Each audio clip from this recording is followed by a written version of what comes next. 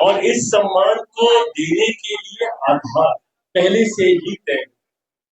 समय समय पर हर किसी ने अपने नेता के लिए अपनों के लिए इसकी मांग करने का काम किया और समय समय पर अलग अलग सरकारों ने बड़े बड़े लोगों को इस सम्मान से सम्मानित करने का काम किया जिन्होंने अलग अलग क्षेत्र में महत्वपूर्ण योगदान। ऐसे में ये आवाज मुख्यमंत्री जी की पार्टी के द्वारा भी उठी है। मैं ये मानता हूं कि अगर आधार की बात करें तो वो काबिलियत जरूर है, पर ऐसे में ये फैसला कब होगा, कैसे होगा, ये मुझे लगता है कि ये सरकार का विशेषाधिकार है।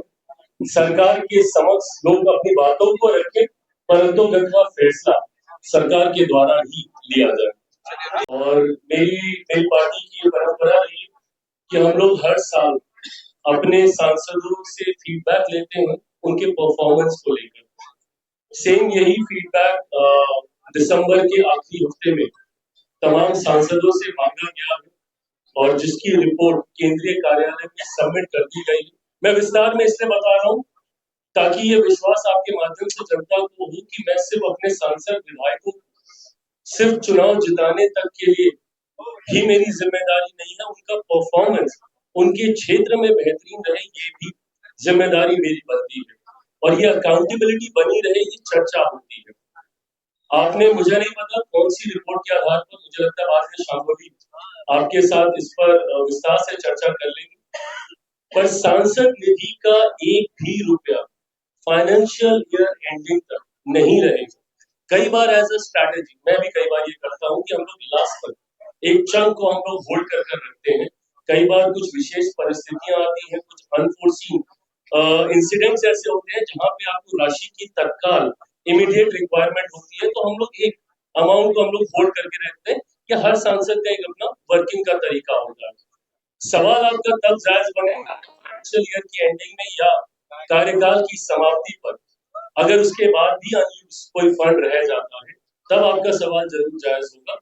बट अगर अभी आप इस सवाल को पूछ रहे हैं, मैं मानूंगा थोड़ा सा जल्दी है। परफॉर्मेंस रिपोर्ट भी आप लोग के सामने रखी जाएगी, ये भी मैं शेयर करूंगा। हमारी सांसद यहीं बैठी है, ऐसी चिंताएं हम लोगों के संज्ञान में आई है और इसको औपचारिक तौर पर भी, और ये मेरे माध्यम से ही नहीं बिहार सरकार के माध्यम से भी इसको केंद्र के समक्ष रखा गया। ये एक ऐसा नीतिगत फैसला जिसमें देश भर के राज्यों को मद्देनजर रखते हुए ये फैसला लिया जा रहा है। केंद्र के पास गंभीरता से इसके ऊपर विचार किया जा रहा है। मैं मानता हूं कि इस उद्योग से जुड़े हुए जितने बिहार वासी हैं वो फिलहाल एक अनिश्चितता के दौर से गुजर रहे हैं। एक सेंस ऑफ अनसर्टेनिटी उनको प्रभावित कर रही है, पर मैं मानता हूं कि जब कोई ना कोई रास्ता इसको लेकर निकलेगा। बिहार सरकार भी लगातार, सम्राट जी भी लगातार केंद्र के संपर्क में है और हम लोग भी इसको लेकर चर्चा कर जरूर इस पे कोई ना कोई निष्कर्ष निकलेगा। देखिए, हम लोग बंद किए गए मिलों को खोलने की सोच के साथ आगे बढ़ रहे हैं। ऐसे में जो व्यवस्था चल रही है वो बंद ना हो, ये हम लोग की सबसे बड़ी प्राथमिकता है। असम में तो हम लोग वापस आए ही आए, बल्कि बंगाल में भी इस बार एनडीए की, मेरे प्रधानमंत्री नरेंद्र मोदी जी की सोच वाली सरकार वहां पर बने। ऐसे में जरूरी है कि मेरे दल का लाभ मेरे गठबंधन को तब मिलेगा जब मेरा संगठन मजबूत होगा। तो ऐसे में पूरी मुस्तैदी के साथ कई बड़े फैसले लिए गए, प्रदेश अध्यक्ष नए नियुक्त किए गए हैं बंगाल में। पर मैं जानता हूं कि मैं जितनी बातें बोल रहा हूँ उसमें आपका कोई इंटरेस्ट नहीं होगा। इंटरेस्ट ये होगा कि मैं कितनी सीटों पे चुनाव लड़ूंगा और क्या मैं गठबंधन के तहत चुनाव लड़ूंगा, नहीं लड़ूंगा, कोई खेला होगा। मतलब मैं ये सारे वो थंबनेल्स पढ़ता रहता हूँ अपने आप को लेकर, इसलिए मैं समझ रहा हूँ कि विषय क्या है। फिलहाल इसमें कोई फैसला नहीं हुआ। गठबंधन के भीतर चर्चा अभी शुरू होनी बाकी है। अभी जब चर्चा होगी तब ये तय होगा और उससे पहले मेरा खुद का आंकलन, मैं पहले खुद को भी टेस्ट करना चाहता हूँ कि Lok Janshakti party Ramvilas in terms of organisational setup testing the waters वाली बात है कि अभी हम लोग कितने मजबूत हैं चुनाव लड़ने की दृष्टि से इन तमाम सवालों का जवाब 1 से 1.5 महीने के भीतर मैं देने की पोजीशन में होगा कि हम लोग गठबंधन में चुनाव लड़ेंगे और कितनी सीटों पर हम लोग चुनाव लड़ेंगे। पर अंतोगत्वा लक्ष्य हमारा एनडीए की सरकार बनाना है। 1.25 साल में खाद्य प्रसंस्करण उद्योग विभाग के माध्यम से हम लोगों ने अलग अलग कार्यक्रम कराकर बिहार में निवेश लाने का कार्य किया। मैं अभी अपने मंत्रालय की योजनाओं पे नहीं जा रहा, उसका मैंने जिक्र किया कि मेरी पीएमएफएमई जो हम लोग की योजना है उसका अक्रॉस इंडिया सबसे बेस्ट परफॉर्मेंस रहा है तो वो बिहार का ही रहा है। ऐसे ही पीएम केएसवाई के माध्यम से भी बिहार में कई यूनिट्स की स्थापना की गई। पर फूड प्रोसेसिंग के क्षेत्र में हम लोगों ने बिहार कनेक्ट हम लोगों ने कार्यक्रम किया था, आप सबने भी उसको कवर किया था। उसके माध्यम से फिर हम लोगों ने रिवर्स बायर सेलर मीट किया था, जहां पे हम लोगों ने 70 देशों से हम लोगों ने इन्वेस्टर्स को हम लोगों ने इनवाइट किया था यहाँ पर। और साथ ही में वर्ल्ड फूड इंडिया जो हम लोगों का फ्लैगशिप इवेंट रहता है, जिसका इनॉग्रेशन प्रधानमंत्री नरेंद्र मोदी जी के द्वारा किया गया था। इन तमाम चीजों को कलेक्टिवली अगर देखा जाए तो लगभग पिछले साल सवा साल में 10,000 करोड़ का निवेश हम लोग बिहार में हम लोग लाए हैं। अलग अलग क्षेत्रों में इस निवेश के माध्यम से उद्योगों की स्थापना की जा रही है। विस्तृत डिटेल भी बहुत जल्द मैं आप सबके साथ लिखित रूप में साझा कर दूंगा। साथ ही में जो एक सबसे बड़ी योजना मेरे विभाग की है, मेरे पिता जिस विभाग में गए उन्होंने इस बात को सुनिश्चित किया कि उनके उस मंत्रालय का जो सबसे बड़ी योजना है उसको कैसे हम लोग बिहार लेकर आए। ऐसे में खाद्य प्रसंस्करण में निफ्टन जो कि एक आईएनआई राष्ट्रीय मान्यता प्राप्त इंस्टीट्यूट है और अभी तक मात्र देश में 2 निफ्टन है, एक कुंडली हरियाणा में है और दूसरा तांजावुर तमिलनाडु में है। पिछले बजट में वित्त मंत्री निर्मला सीतारमण जी के द्वारा बजट में इस बात की औपचारिक घोषणा की गई थी कि तीसरा निफ्टन बिहार को मिलने जा रहा है। हम लोगों ने उसके लिए जमीन ढूंढनी भी शुरू की है। इससे पहले इस विभाग को नीतीश मिश्रा जी देख रहे थे, पर अब दिलीप जायसवाल जी से मेरी आज सुबह भी उनसे बातचीत हुई है निफ्टन को लेकर जमीन के लिए। उन्होंने एक जमीन का प्रस्ताव भी दिया है और मैं ये मानता हूं कि एक बड़ा ऐतिहासिक इंस्टीट्यूट खाद्य प्रसंस्करण को लेकर बिहार को एक अलग पहचान ये इंस्टीट्यूट दिलाने का काम करेगा। और मैं मानूंगा कि समय रहते 2-1 साल में ही इसके निर्माण कार्य को भी हम लोग पूरा कर लेंगे। ये इनिशियल स्टेज में खाद्य प्रसंस्करण विभाग से जुड़ी हुई जो हम लोगों ने काम किया है ये बोल रहे जाते हैं। हमारे विधायक दल के नेता राजू तिवारी जी को गठबंधन के द्वारा मुख्यमंत्री नीतीश कुमार जी के द्वारा एक अहम जिम्मेदारी दी गई। एनडीए के सचेतक के तौर पे राज्य मंत्री के दर्जा के साथ ये भी अपनी जिम्मेदारी निभा रहे हैं। इसी तरीके से पार्टी के तमाम हमारे विधायक आने वाले दिनों में विधायकों की भी जवाबदेही को सुनिश्चित किया जाएगा। हमारी सरकार के पास ये समय नहीं है कि हम लोग ये कहें कि अब काम शुरू हो। हम लोग जितने वादे लोकसभा विधानसभा के चुनाव में हम लोगों ने किए थे, हमारी सरकार उन वादों को पूरा करने के क्रम में हम लोगों ने कार्रवाई शुरू कर दी।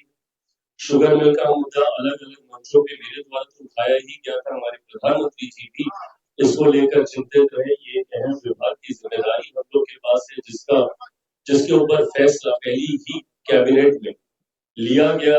आने वाले दिनों में शुगर मिल्स की स्थापना, उनको दोबारा से चालू कराना, उनको वायरल प्रोजेक्ट्स में कन्वर्ट करना, इन तमाम विषयों पर चर्चा चल रही है। मैं मानता हूँ कि आने वाले 5 साल बिहार के लिए एक स्वर्णिम काल के तौर पर होंगे।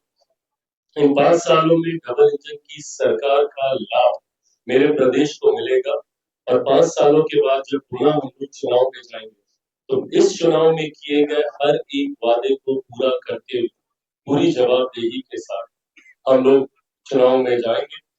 जनता ने जितना विश्वास किया है मुझ पर, मैंने पिछली प्रेस वार्ता में पिछले साल के अंतिम महीने में जब की मैंने कहा था कि एक आभार यात्रा पर मैं खुद बिहार की जनता के बीच में निकलूंगा। उसकी भी रूपरेखा मोटा मोटी तैयार कर ली गई है। कार्यवाहक प्रदेश अध्यक्ष अशरफ अंसारी जी के नेतृत्व में इसको तैयार किया जा रहा है। बहुत जल्द मुझे लगता है समाप्त होते होते तक आप सबके साथ उसको भी साझा किया जाएगा। ऐसे में एक बार फिर से आप सबको नववर्ष की शुभकामनाएं देते हुए 15 तारीख को लोक जनशक्ति पार्टी रामविलास में बिहार प्रदेश में यहीं पर हम लोगों ने पार्टी कार्यालय में हम लोगों ने दही चूड़ा का आयोजन रखा है।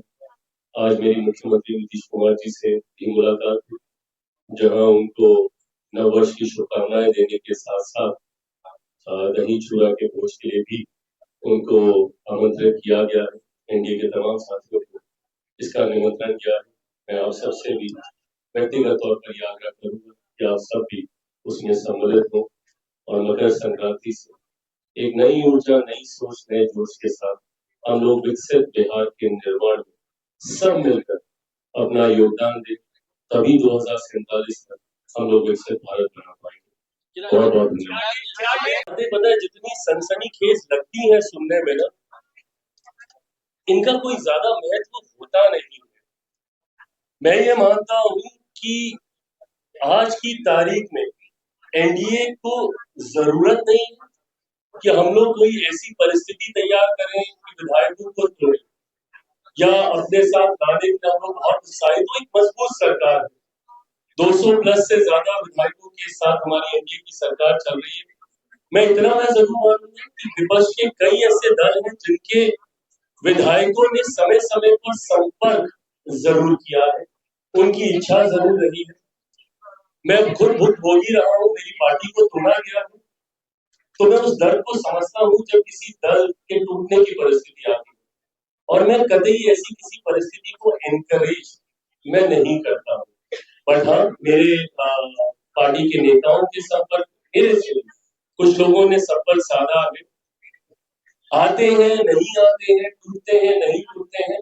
पर हाँ, इतना मैं जरूर कहूंगा कि कांग्रेस जैसे दल, राजद जैसे दल, उनके कई विधायक नेता ऐसे हैं जिनमें असंतोष है, और असंतोष इस बात को लेकर ज्यादा है कि चुनाव में हार जीत लगी रहती है। पर अगर पार्टी का नेतृत्व अपनी जिम्मेदारियों से भागने लग जाए तो गलत। 2020 में एक बार आप लोग को चाहूंगा कि आप में से जो साथी इस वक्त थे, याद कीजिएगा 2020 शायद 10 नवंबर को रिजल्ट आया था।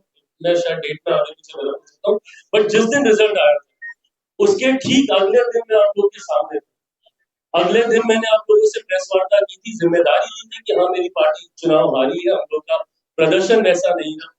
जब आप जिम्मेदारी नहीं लेते हैं तो कार्यकर्ताओं में भी निराशा आती है। ऐसे में नेता प्रतिपक्ष की भी एक बड़ी जिम्मेदारी है।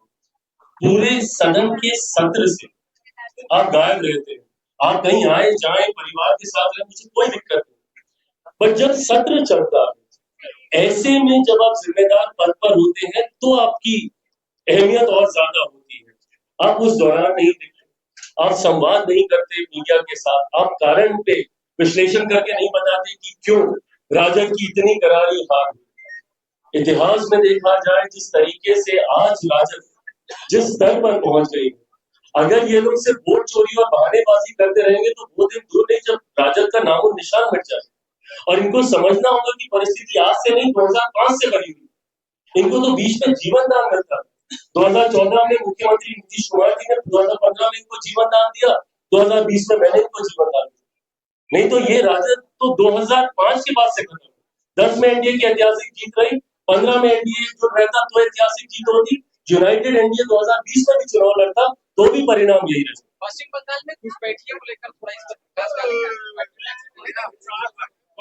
देखिए, घुसपैठियों को लेकर मेरी सरकार की सोच एकदम स्पष्ट है कि कोई भी घुसपैठिया, कोई भी ऐसा व्यक्ति जो मेरे देश का नागरिक नहीं है, उसको हमारे देश के सबसे बड़े अधिकार मताधिकार का दुरुपयोग करने का कतई मौका नहीं दिया जाएगा।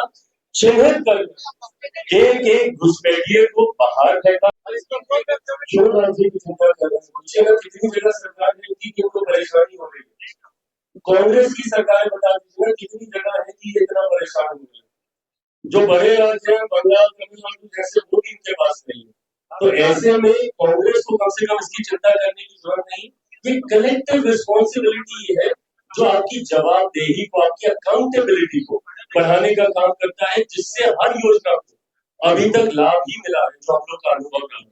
हर योजना को कलेक्टिव रिस्पॉन्सिबिलिटी में लाभ मिला। विपक्ष पूछ रही है कि नामकरण करने से भ्रष्टाचार कैसे खत्म होगा? हाँ, विपक्ष पूछ रही है कि नामकरण करने से भ्रष्टाचार कैसे? नामकरण हम लोगों ने किया ही नहीं, यही तो मेरा विषय है भैया कि आप इसको नाम पर ही उठा के रखते हैं। तो बोलो कि मेरिट पे चर्चा कीजिए ना, वो ये कह रहे हैं मेरिट पे चर्चा कीजिए। जब मैं बोलता हूँ कि हम लोगों ने 100 से 125 डेज का हम लोगों ने जिक्र किया, जब हम लोगों ने इसमें मॉनिटरिंग किया, हम लोगों ने जवाबदेही हम लोगों ने तय की, जब हम लोगों ने निगरानी की व्यवस्था की टेक्नोलॉजी के माध्यम से, जब हम लोगों ने राज्य को जिम्मेदारी दी, और क्योंकि अब राज्य की भी सक्रिय इन्वॉल्वमेंट होगी आर्थिक तौर पर, तो ऐसे में उनकी रिस्पॉन्सिबिलिटी भी बढ़ेगी। और मैं तो बोल रहा हूँ इसके बाद भी कि कुछ स्पेसिफिक काम कर, आप बात करिए उस विषय पर, और ये लोग सिर्फ नामकरण पर ही उलझा कर भ्रमित कर रहे हैं, ये गलत।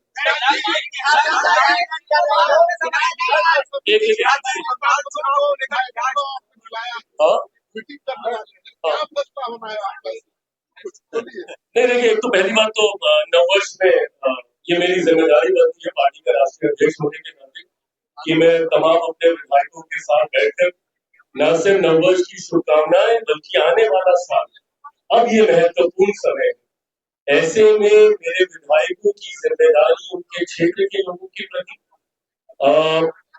मेरे पार्टी के प्रति, पार्टी के संगठन के प्रति, ये तमाम विषय है जिसको लेकर अब मुझे लगता है चीजों को स्ट्रीमलाइन करना जरूरी है। प्रदेश कार्यालय में विधायकों की क्या भूमिका, क्षेत्र में क्या भूमिका, सदन के भीतर क्या भूमिका। आज जब लोक जनशक्ति पार्टी रामविलास एक सशक्त आवाज बना है पहली बार बिहार विधानसभा में, इससे पहले 2005 में ये परिस्थिति आई थी पर विधानसभा तक नहीं पहुंच पाए थे मेरे विधायक।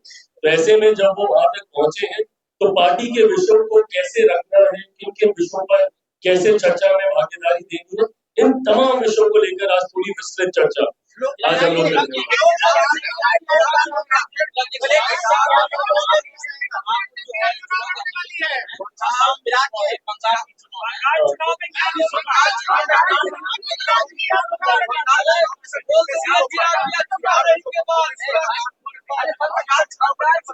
बंगाल चुनाव के बारे में, बंगाल और असम दोनों चुनाव को लेकर जैसा मैंने कहा कि लोक जनशक्ति पार्टी रामविलास अपने संगठन को मजबूत कर पहली बात तो ये सुने साल में पार्टी की तरफ से आयोजित ये पहली प्रेस वार्ता, ऐसे में यहाँ पे मौजूद प्रेस मीडिया के तमाम साथियों को, आपको, आपके परिवार वालों को मेरी तरफ से, मेरी पार्टी की तरफ से नववर्ष की ढेर सारी शुभकामनाएं, और आपके माध्यम से बिहार की जनता को भी नववर्ष की शुभकामनाएं, इस उम्मीद, इस विश्वास के साथ कि ये साल बीते हुए सालों से ज्यादा बेहतर, ज्यादा खूबसूरत और ज्यादा खुशहाली लेकर हम सबके जीवन में आए, ये कामना करता हूँ।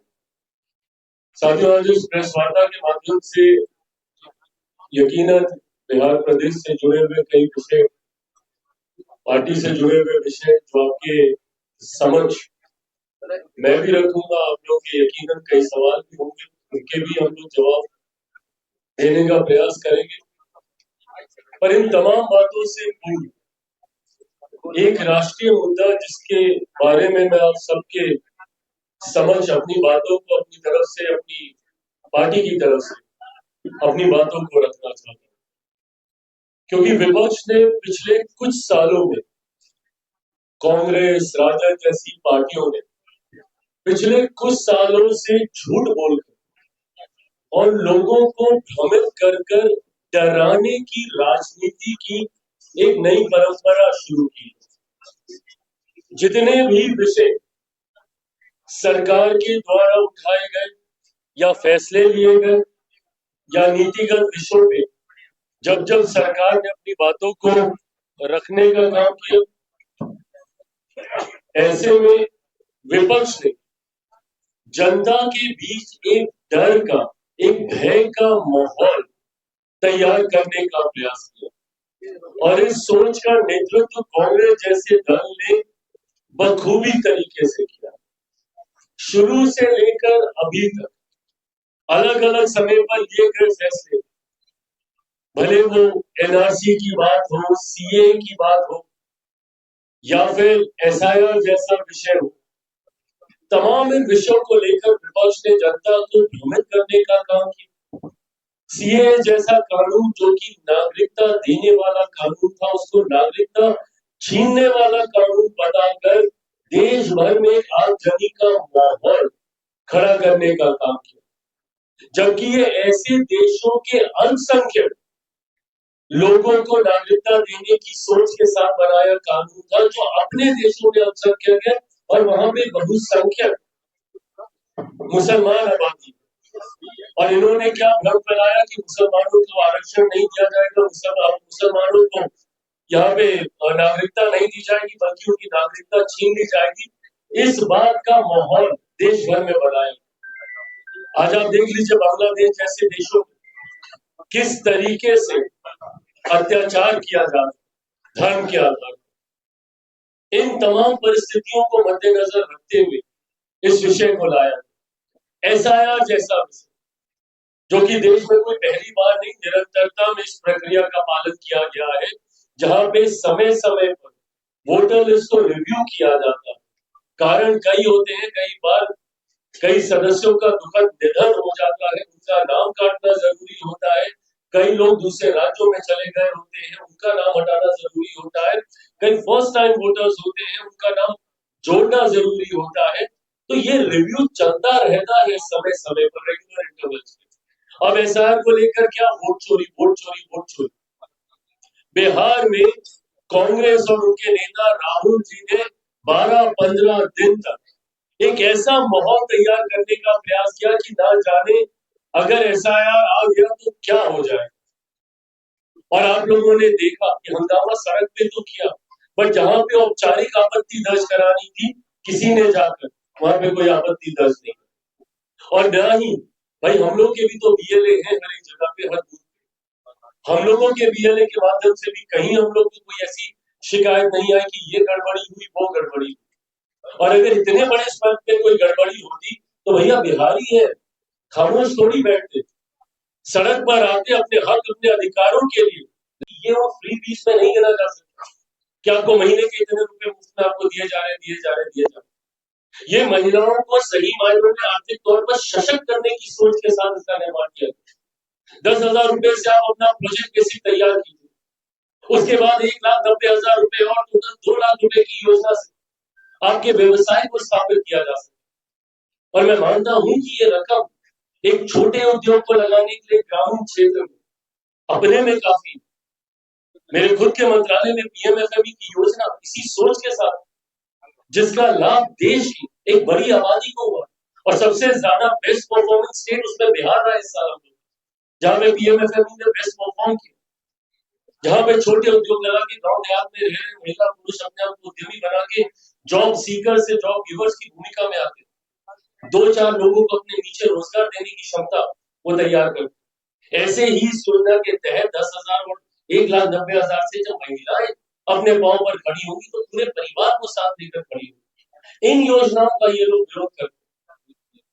और सवाल वही कि भैया आपको भी तो पूरा समय दिया गया था ना, उस वक्त आप कर लेते। 2000 का पूरा दशक यूपीए सरकार कांग्रेस के नेतृत्व में सुधार कर लेते इन योजनाओं। और इतिहास गवाह रहा है कि समय समय पर योजनाओं को बदला जाता है, परिवर्तन किया जाता है, संशोधन किए जाते हैं। बट ऐसे में इस विषय को लेकर भ्रम फैलाना, मैं मानता हूं ये कतई उचित नहीं है। कांग्रेस ने सिर्फ झूठ बोलकर, डराकर लोगों को अपने पक्ष में करने की एक परंपरा की शुरुआत कर रखी है। इनको पता है कि इनकी काबिलियत के आधार पर ये लोग कभी वापस सत्ता में नहीं आ सकते। तो ये चाहते हैं कि लोगों में डर भय का माहौल सांप्रदायिकता के आधार पर हो, लोगों को भ्रमित करने के आधार पर हो, बनाकर कैसे उनको अपने पक्ष में किया जा सके। पर बिहार की जनता ने जिस तरीके से विपक्ष को नकारने का काम किया, आने वाले दिनों में जिन जिन राज्यों में चुनाव, असम में हो, बंगाल में, मैं मानता हूं कि वहां पर भी जहां असम में हम लोग वापस आएंगे तो वही एक लंबे समय के बाद बंगाल में भी एक डबल इंजन की सरकार प्रधानमंत्री नरेंद्र मोदी जी के सोच वाली एनडीए की सरकार बनेगी, ये विश्वास है। मेरी पार्टी लोक जनशक्ति पार्टी रामविलास भी अपनी भूमिका को इन राज्यों में निभाने के लिए पूरी तरीके से कमर कस चुकी है। हमारे खगड़िया से सांसद राजेश वर्मा जी को प्रभारी की जिम्मेदारी देकर पिछले 3 दिन से उनका प्रवास वहीं पर चल रहा है, जहां संगठन को कैसे और मजबूत किया जा सके और कार्यकर्ताओं के सुझावों को एकत्रित किया जा सके, ताकि उसके बाद लोक जनशक्ति पार्टी रामविलास का केंद्रीय संसदीय बोर्ड चुनाव की दृष्टि से बंगाल में हम लोग की क्या भूमिका रहेगी इस पर अंतिम फैसला ले सके। इन तमाम विषयों की हम लोग जानकारी इकट्ठी कर रहे हैं, पर मैं ये मानता हूँ कि इन योजनाओं का असर है कि आज देश में केंद्र की सरकार और एनडीए का गठबंधन हर बीतते दिन के साथ मजबूत होता जा रहा है और ज्यादा लोकप्रिय होता जा रहा है, और इसका लाभ बाकी राज्यों में भी हम लोग को मिलेगा, विपक्ष भले कितना भी भ्रम फैलाए। मैं ये मानता हूँ कि जिस तरीके से एसआईआर पर भ्रम फैलाकर इन लोगों ने हमें बिहार जीतने में मदद की, उसी तरीके से अब जी राम जी का विरोध कर ये हम लोग को बंगाल जीतने में भी हम लोगों की ही मदद करेंगे। सेल्फ गोल करने के लिए कांग्रेस, उनके सहयोगी, उनके नेता जाने जाते हैं, तो यकीनन इसका लाभ भी हम लोगों को मिलेगा।